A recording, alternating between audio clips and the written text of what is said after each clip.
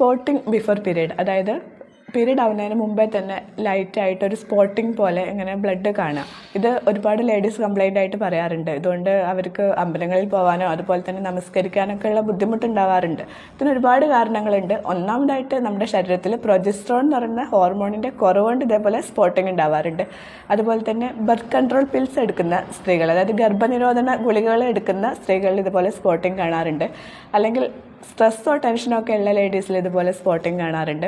ഇനി സ്പോട്ടിങ് കാണുന്നത് നമ്മുടെ മെൻസ്ട്രൽ സൈക്കിളിൻ്റെ മിഡിലായിട്ട്, അതായത് ഒരു 14th ഡേയിലൊക്കെ ആണെങ്കിൽ അത് ഓവുലേഷൻ കൊണ്ടായിരിക്കാം.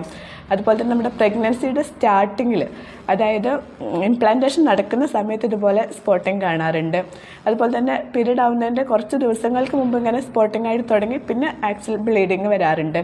ഇത് ഹോർമോണൽ ഇംബാലൻസ് കൊണ്ടോ അല്ലെങ്കിൽ PCOD കൊണ്ടൊക്കെ ആയിരിക്കാം. ഇനി നിങ്ങൾക്കിതുപോലെ സ്പോട്ടിങ് ഉണ്ടെങ്കിൽ അത് നോർമലാണോ അതോ മറ്റെന്തെങ്കിലും രോഗാവസ്ഥയുമായിട്ട് ബന്ധമുള്ളതാണോ എന്ന് അറിയണമെങ്കിൽ പേജ് ഒന്ന് ഫോളോ ചെയ്തിട്ട് താഴെ യെസ് എന്ന് കമൻറ്റ് ചെയ്യൂ കേട്ടോ.